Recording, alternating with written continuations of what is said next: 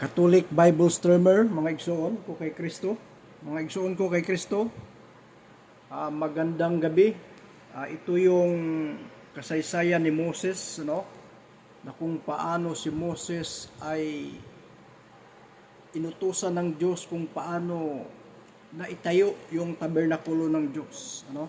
Yung tabernakulo ng Diyos na yung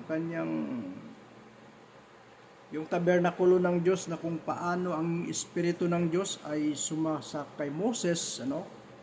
At ang Panginoong Diyos ay ginagabayan sila.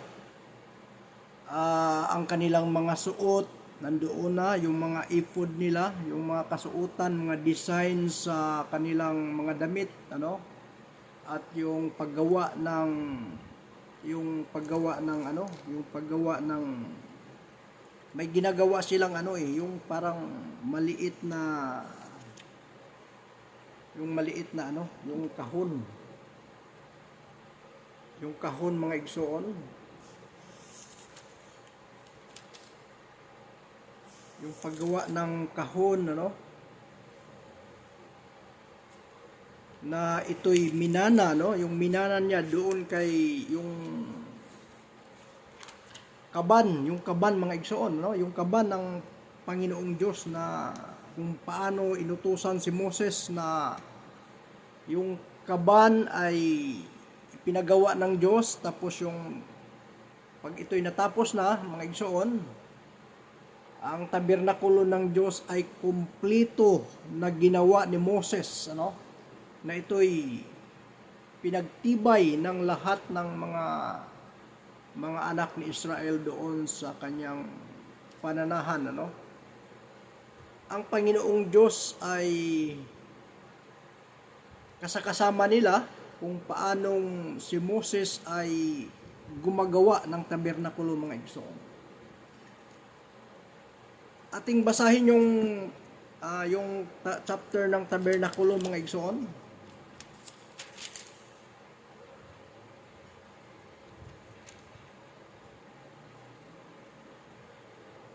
At sinalita ng Panginoon kay Moses na sinasabi, sa unang araw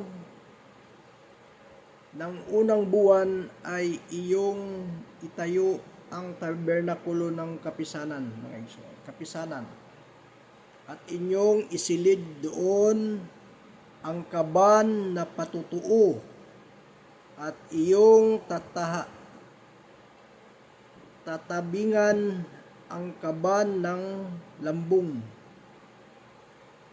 mga igsoon, tatabingan. At iyong ipapasok ang dulang at iyong aayusin ang mga bagay na nasa ibabaw niyaon. At iyong ipasok ang kandilaryo ng iyong sisidlan ang mga ilawan niyaon. At iyong ilagay ang dambanang ginto para sa kamangyan sa harap ng kaban ng patutuo. At ilagay mo ang tabing ng pintuan sa tabernakulo. At iyong ilalagay ang dambanang susunugin ng handog sa harap ng pintuan ng tabernakulo na kapisanan, mga igsoon. Ang tabernakulo, mga igsoon, kung paano ito ginawa.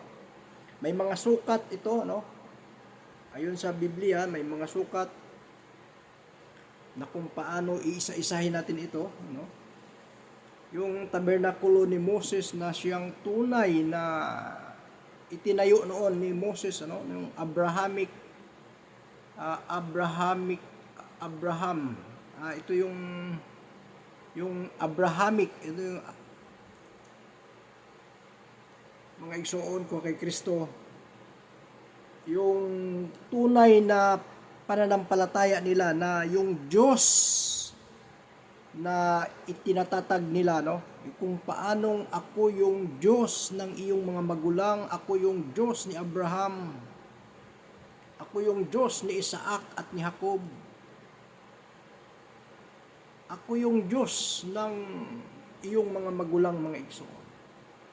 So therefore mga igsoon, ang pagka-Diyos, yung pagka-Diyos ng ating Panginoong Hesus, na kung paanong ang Panginoong Hesus ay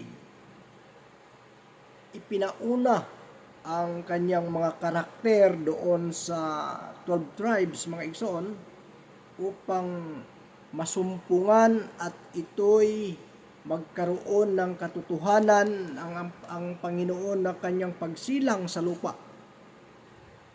Ang Panginoong Hesus na bago siya isilang ay may mga patutuuna ang ating mga lumang tao, mga lumang ninuno natin, na kung paano sila nagpatutuo ay ito'y isasaysay ni Moses, ni Jesus Christ, ni Jesus Christ na ating Panginoon, at ito'y sinabi ng ating Panginoong Hesus na ito'y tutuparin ko, At ito'y natupad nga. Sinabi ng ating Panginoong Hesus na siya'y tutuparin niya ang mga nakasulat doon sa Biblia, mga igsoon.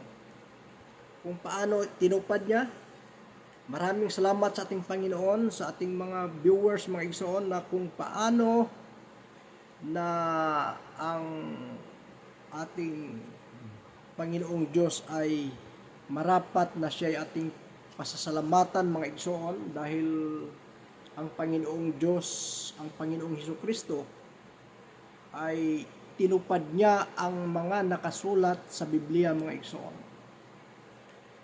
Tinupad niya yung mga bagay-bagay, yung Panginoon na kung paano ang Panginoon ay nabubuhay, ay ginawa niya lahat ang mga nakasulat doon sa Biblia.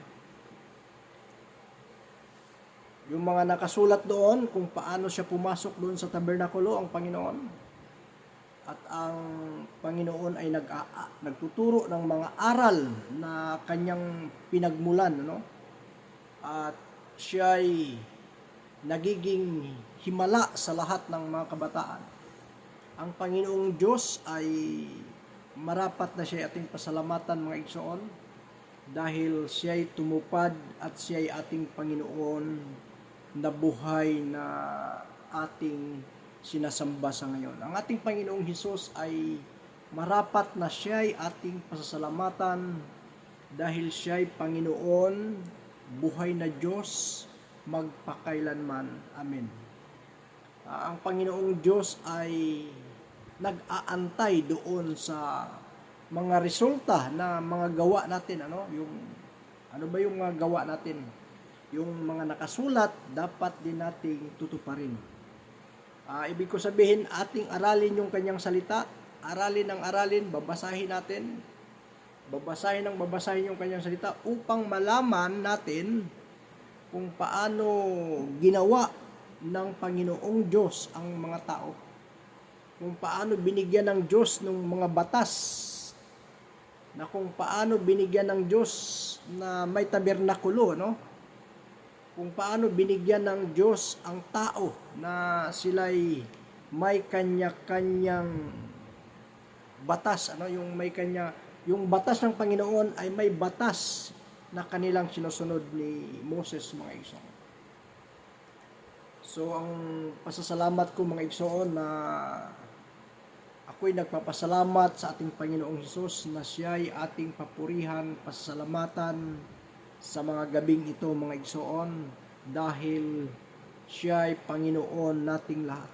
Pasasalamatan natin ang ating Panginoon, papurihan natin ang ating Panginoon dahil sa kanyang kaanya-anyang pangalan, mga igsoon. So mabuhay tayong lahat. God bless everyone. Tayong lahat ay ating papurihan ang Panginoon, papurihan, pasasalamatan, mga igsoon, dahil ang Panginoon, ang sabi ng Panginoon, ang sino mang tumawag sa akin ay tumatawag sa aking Ama, So kung ang Panginoon na yung nagiging tao, yung Panginoong Hesus, sinabi ng Panginoong Hesus na ang nangangaral sa aking salita, na ako'y nagiging tao, siya, ang Panginoong Hesus, ay nagiging tao, at ito'y nagiging Panginoon. Siya'y tao at siya'y Panginoon. Ang Panginoon na ating ipangaral ngayon na siya nagiging tao, yun ang ating ipangaral na siya ang Panginoon ay nagiging tao at Panginoon nating lahat. So therefore, nagiging Panginoon natin lahat. Siya yung buhay na yung pangalan ng Ama, yung pangalan ng Ama ay nakasalalay doon sa anak, mga igsoon. Kung paano ka magpuri doon sa Ama, sa pangalan ng kanyang anak ay bigyan natin ng papuri ang ating Panginoong Hesus. Mabuhay tayong lahat, Catholic Bible Streamer, mga igsoon. Patuloy tayong ilabas natin babasahin natin yung kanyang salita, at ito'y dahan-dahanin natin na ito'y mabuksan ang kanyang salita, mga igsoon. Maraming salamat, Catholic Bible Streamer. Mabuhay tayong lahat. God bless everyone. Mabuhay.